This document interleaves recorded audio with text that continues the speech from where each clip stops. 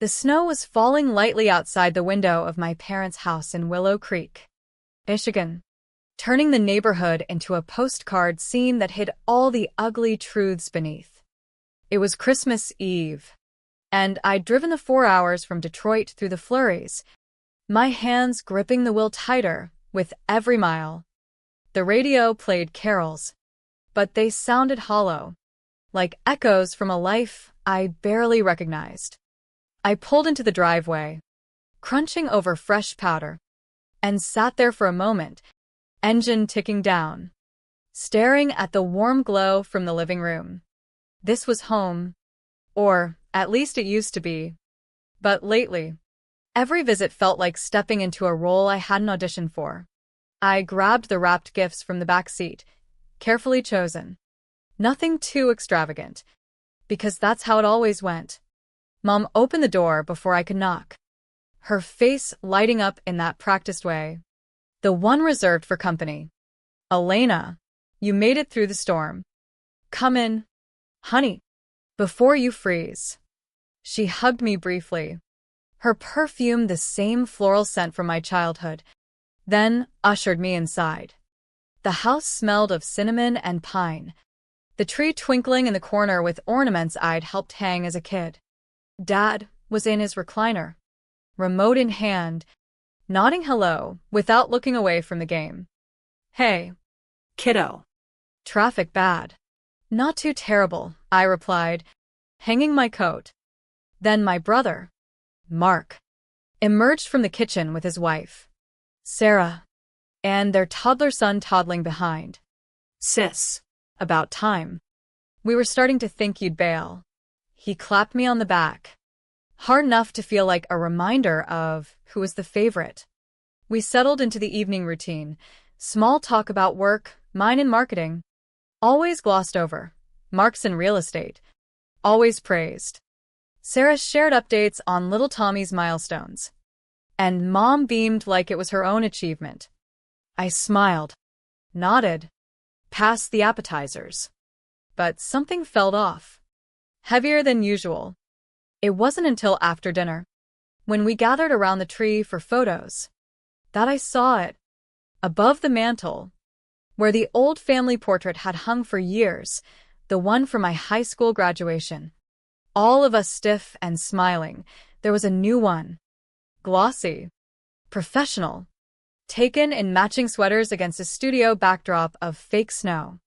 Mom and Dad in the center, Mark and Sarah flanking them, Tommy giggling on Mark's knee. Perfect composition, warm lighting, everyone connected by arms and laughter. Everyone except me. It wasn't like I'd been cropped out awkwardly. The photo was balanced flawlessly, as if the space for a fifth adult had never existed. My breath caught, a sharp pain in my chest like I'd been punched. "When did you get this done?" I asked, voice steady somehow, pointing at the frame. Mom glanced up, casual as if commenting on the weather. "Oh, a couple months back." The photographer was a steal. Sarah found her online. "Turned out great, didn't it?" Mark chuckled. "Yeah. Tommy was a champ. Didn't cry once." No one mentioned the obvious. "No, we meant to include you. Or next time, Elena." Just nothing. I stood there, the room spinning slightly, feeling like a ghost in my own history. They'd planned it, scheduled it, posed for it, all while I'd been visiting last month for Dad's birthday. I'd brought cake, stayed the weekend, and this was how they saw us, complete without me. I excused myself to the bathroom, splashing water on my face, staring at my reflection. Elena Thompson, 34. Successful enough. Independent enough. But apparently not enough to make the cut. The hurt built slow. A simmer in my gut. Memories flashing like old film reels. All those years of being the afterthought. The older sibling who paved the way, but got shoved aside when Mark arrived. Shiny and perfect. I'd learned to fade into the background. To not demand too much. But this was erasure. Deliberate and clean. Back in the living room, they were opening early gifts. Mark got a fancy watch from Dad. Sarah a spa voucher from Mom. Tommy tore into toys. Then Mom handed me a small box, wrapped haphazardly. Inside, a mug that said "World's Okayest Sister" in cheap font, probably from a dollar store. "Saw it and thought of you," she said with a wink. The laughter that followed felt like knives. I pocketed it, smiling through the ache, but my mind was elsewhere. In my bag, tucked away, was a folder I'd brought on a whim after a recent discovery. Documents that could upend everything. I'd found them while sorting through old mail at my apartment. A letter from a law firm about a trust fund in my name. Grandma Rose, Mom's mom, who doted on me equally before she passed, had left me something substantial, shares in a family business, worth hundreds of thousands now. But the transfers showed irregularities. Signatures that weren't mine, funneled into accounts linked to my parents and Mark. They'd been living off it for years, paying for Mark's house down payment, vacations, even Tommy's daycare. They'd forged my name, buried it deep, assuming I'd never look. That night, in the guest room once my bedroom, now stripped of any trace of me, I lay awake, the mug on the nightstand mocking me. The snow outside muffled the world, but inside, rage built like a storm. They'd cut me out, not just from a photo, but from what was rightfully mine. Tomorrow, during Christmas dinner, I'd hand them the envelope. Let them unwrap the truth. For once, I'd be the one they couldn't ignore. The morning light filtered through the curtains, gray and unforgiving. I could hear the family stirring downstairs, Tommy's giggles, the clatter of breakfast dishes, Mark's booming voice planning the day's football watch. I dressed slowly, deliberately, slipping the folder into my sweater pocket. It felt like armor, heavy but empowering. Downstairs, the kitchen was alive with holiday chaos. Mom was basting the ham, Dad pouring coffee, Sarah chasing Tommy. "Merry Christmas," they chorused as I entered. I echoed it back, accepting a plate of eggs. We ate around the island, chatter flowing easy, except around me. Questions about my life were perfunctory, still at that job. Dating anyone? Never deep enough to stick. After breakfast, gifts under the tree. Mark unwrapped a set of golf clubs. Whooping. Sarah got diamond earrings. Tommy? A pile of toys. My turn. A generic gift card from a chain store. $50. "For whatever you need," Dad said gruffly. I thanked them, then reached into my pocket. "I have something for you all too." I placed the envelope on the coffee table, red bow taped on top. They exchanged puzzled looks. Mom opened it first, pulling out the papers, copies of the trust documents, bank statements, forgery evidence. Her face drained of color. "What is this?" Dad snatched them. "Scanning." Mark leaned in, eyes widening. "Elena, this must be a mistake." "No mistake," I said quietly, but firm. "Grandma Rose left that trust to me. You forged my signature, diverted the funds. For years." The room went silent. The only sound Tommy's toy car zooming across the floor. Mom's hand trembled. We were just managing it. For the family. Dad's face reddened. "You don't understand finances, kiddo. We invested it wisely." Mark jumped in. "This is crazy. You're accusing us of theft." I met their eyes, one by one. Not accusing. Proving. "The lawyers have the originals. You can explain it to them." The explosion came then, denials. Tears from Mom. Anger from Dad. Defensiveness from Mark. Sarah whisked Tommy away. But I stood my ground, the years of invisibility fueling me. They'd cut me out. Now I'd carve back what was mine. The drive home that Christmas afternoon was a blur of white-knuckled silence, the envelope's contents echoing in my mind like a ticking bomb. I'd left amid the chaos. Mom sobbing, Dad shouting about family loyalty, Mark threatening to call his connections. Sarah had just stared, holding Tommy close. "You're destroying us," Mom had whispered as I grabbed my coat. But was I? Or was I finally standing up, back in my Detroit apartment? The city lights flickering outside my window. I poured a glass of wine and sank into the couch. The folder lay open on the table, a testament to betrayal I'd uncovered just weeks before. It started innocently enough, a routine credit check for a car loan. Anomalies popped up, accounts I didn't recognize. Large transfers dated back to Grandma Rose's death 8 years ago. Grandma Rose had been my anchor in a family that always listed toward Mark. She was a sharp-witted widow who'd built a small empire in textile imports after Grandpa passed young. She'd spoil us both. But with me, it was different. Late-night talks about independence. Books on finance she'd slip me. Encouragement to chase my dreams without apology.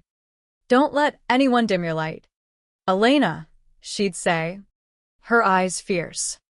When she died from a sudden stroke, the grief hit hard. The funeral was a blur. Mom handling everything, assuring me the will was simple, some jewelry for me. The rest split fairly. I got a necklace and a few thousand in cash. Mark got help with his wedding. I didn't question it then. Too raw. Too trusting. But the credit report led me to a lawyer friend who dug deeper. Public records showed the trust, stocks in her company, matured to over $400,000. Set up solely for me, with stipulations for education or housing. But signatures, mine. Supposedly, authorized transfers to a joint account with my parents. Forgeries, clear as day when compared to my real ones. Bank logs showed the money flowing, Mark's house down payment, family trips to Florida, even Dad's boat. They'd been living large on what was meant for my future. The lawyer confirmed it. Fraud, embezzlement, potential criminal charges. "You have a case," he'd said. "But family, it's messy." Messy didn't cover it. The hurt wasn't just financial. It was the confirmation of what I'd always felt, disposable. Flashbacks came unbidden as I sipped my wine. Childhood in Willow Creek, a modest suburb. Dad, working construction management. Mom, a part-time teacher. I was the surprise baby at 18 for them. Mark planned 5 years later. From the start, he was the golden boy sports star. Charming. The one they paraded. My straight A's? Good job. But don't get cocky. His C's? He's got potential. High school. I worked weekends at a diner to save for college. Mark got a car at 16. College. I scraped by on scholarships and loans at Michigan State. Mark went to private school on family savings. Now I knew whose. When I graduated magna cum laude, they skipped the ceremony for Mark's lacrosse tournament. Priorities, Dad said. Post-college. The pattern held.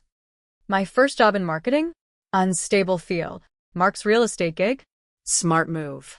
When I bought my apartment with sweat equity, it was quaint. Mark's McMansion? A family tour. Holidays were the worst. Gifts skewed. Stories centered on him. Last Thanksgiving, I'd overheard Mom on the phone. "Elena's fine. But Mark's closing a big deal." Fine. Always fine. Invisible. The portrait was the tipping point. A visual manifesto of my non-existence. They'd posed. Smiled. Framed it. Without a thought for me. The wine burned going down, mixing with tears I hadn't let fall in years. How had I normalized this? Excused it as that's just family? No more. I'd contacted the lawyer that night, greenlighting the demand letters. Let the damning begin. Days blurred into strategy sessions. My lawyer. Sharp and no nonsense. Outlined options: civil suit for recovery, possible criminal referral for forgery. They might settle quietly, he said. But I doubted it. My family excelled at denial. First came the calls, Mom pleading misunderstanding. We were protecting you, Elena. You weren't ready. Dad gruff. Drop this nonsense. Mark aggressive. You're jealous. Always have been. Sarah even texted. Think of Tommy. I blocked them all. Routing through legal channels. Work became my refuge. Colleagues noticed my edge. But I channeled it into a promotion pitch. Boyfriend Alex. Steady and kind. Held me through the nights. You're not alone, he'd say. He'd wanted to meet them months ago. Now he saw why I delayed. The first legal notice hit them mid-January. Demand for full accounting. Repayment with interest. Their response? Countersuit threats. Claims of familial management. But evidence mounted. Expert handwriting analysis confirmed forgeries. Bank records showed luxury purchases timed with transfers. Even Grandma's old accountant, retired but willing, testified she'd set it up for me alone. Rose was clear. Elena's future. No one else's. The pressure built slow, then surged. Mom showed up at my building, buzzing incessantly. Please, talk to me. Security escorted her out. Dad emailed from a new address. You're killing your mother. Mark posted subtly on social media about ungrateful relatives. Friends messaged concern. I explained briefly, letting truth spread. By February, cracks showed. Their lawyer proposed a meeting. Neutral ground. A conference room in Ann Arbor. I arrived composed. Alex waiting outside. They looked smaller. Mom puffy-eyed. Dad slumped. Mark fidgety without Sarah. She'd stayed home. This is ridiculous, Dad opened. My lawyer laid out the case. Irrefutable fraud. Repay or face charges. Mom broke. We needed it. After the recession, bills piled up. Mark's business. Mark interrupted. It was temporary. Temporary? 8 years? I spoke then. Voice calm but cutting. You stole from me. Erased me. Now pay. The room tensed. Their denials crumbling to please.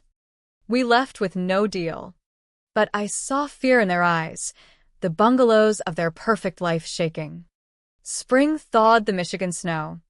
But the chill in my family ties remained frozen. The lawsuit filed officially in March. Public record now. Word spread through Willow Creek like wildfire. The Thompsons, pillars of the community, accused of stealing from their daughter. Mom's book club whispers turned to exclusions. Dad's golf buddies canceled outings. Mark's real estate deal stalled, clients wary of scandal. I felt a twisted satisfaction. Not vengeance, but justice long overdue. Alex proposed over dinner one night. A quiet moment amid chaos. Let's build our own family, he said. Ring simple and sincere. I said yes. Tears of joy mixing with residual pain. But the fight wasn't over. Their lawyer pushed for mediation.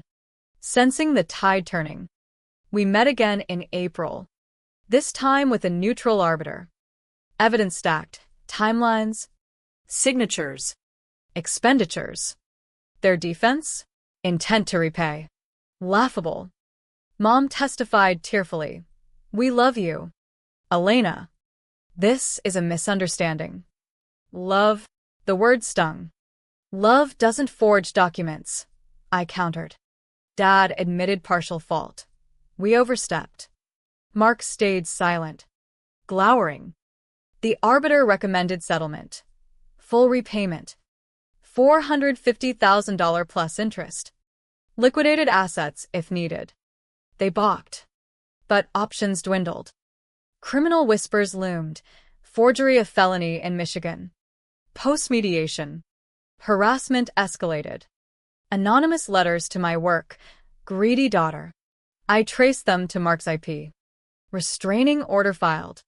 Mom ambushed me at a coffee shop. How can you do this? Bystanders stared.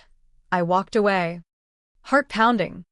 Alex urged therapy. I started sessions, unpacking decades of neglect. You were the scapegoat, the therapist said. Now you're reclaiming. It helped. Slowly. By May, their house listed for sale, the colonial I'd grown up in, now a symbol of stolen dreams. Mark's marriage strained. Sarah confided via email, he's not the man I thought. I sympathized briefly. But boundaries held. The explosion came in June, court date set. They folded days before, agreeing to terms. Liquidate everything. House, boat, stocks. Payments in installments. No contact clause. Signing day. I faced them one last time in the lawyer's office. Mom whispered, "Forgive us?" I shook my head. Forgiveness isn't forgetting. Dad grunted goodbye. Mark sneered. Walking out. The weight lifted, a damning burst, flooding me with freedom. Alex waited outside, hugging me tight. Proud of you. That night, we celebrated with friends. Toasts to new beginnings. But echoes lingered. Was blood thicker than betrayal? Summer heat baked Detroit, mirroring the simmering fallout. First payment arrived July, $50,000 from house sale. Their new rental, a cramped apartment in a fading suburb, marked their downfall. I invested wisely, paying off loans, padding savings. Work thrived, promotion secured, colleagues applauding my resilience. Alex and I planned a small wedding, focusing on chosen family. But shadows crept, extended relatives weighed in. Aunts preached forgiveness. Family is family. Cousins posted online about toxic grudges. I blocked, unfriended, curated peace. August brought escalation. Dad hospitalized for stress-related heart issues. Hospital called. I declined visits. Not my emergency, I told Alex. Guilt flickered. But therapy reminded, boundaries aren't cruelty. Mom's voicemails begged. He's asking for you. Deleted. Mark's divorce finalized. Sarah got custody of Tommy. He moved in with parents. Trio squeezed in dysfunction. Gossip reached me. Mom working retail. Dad consulting sporadically. Mark job hunting. Their country club revoked membership. Social circles shrank. September. Criminal investigation opened after my lawyer tipped authorities. Forgery charges pending. Panic set in. Their lawyer pleaded for mercy. Drop it. Elena. No. October trial loomed. They pled guilty to lesser charges. Probation. Restitution. Community service for Dad ironic. Given his pillar status. Mark lost license temporarily. Public humiliation complete. November. Final assets sold. Payments caught up. $500,000 total reclaimed. I bought a house with Alex, a cozy bungalow. Space for growth. December. A year later. Quiet Christmas with Alex's family. Warm. Inclusive. No erasures. But a letter arrived. From Tommy. Scribbled drawing.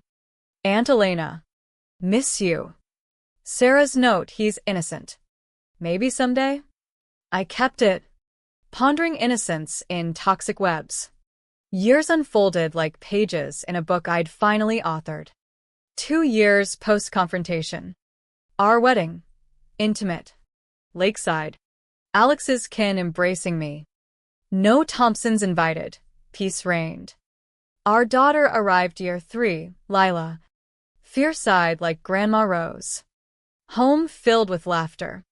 Photos including everyone. The reclaimed funds seeded a foundation, Rose Thompson Scholarships for Overlooked Youth. Applicant stories mirrored mine, awarding them healed old wounds. 5 years on.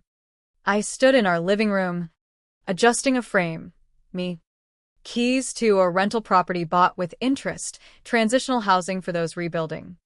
Tenants thrived. Single moms. Foster grads. Echoes of grandma's legacy. Alex cooked. Lila built forts. Narrating tales of belonging. Phone rang rarely from past. Blocks held. Fragments filtered. Dad's declining health. Mom's isolation. Mark's remarriage floundering. No pity stirred. They'd authored their ending. A package came. Photo from Sarah. Tommy now 8. Grinning at a park. Back, he knows his aunt's strong. Thanks for breaking the cycle. I smiled, tucking it away. Lila asked about family once. I explained gently. Some families we choose. She nodded, wise beyond years. The mantel held our portrait. Us three. Complete. No empty spaces. Betrayal's scar faded, replaced by self-worth. Was cutting ties right? Society preaches reconciliation. But some erasures demand reciprocity. I chose visibility. And in that, Found true belonging. The question lingers, when family becomes the thief. Who owes forgiveness?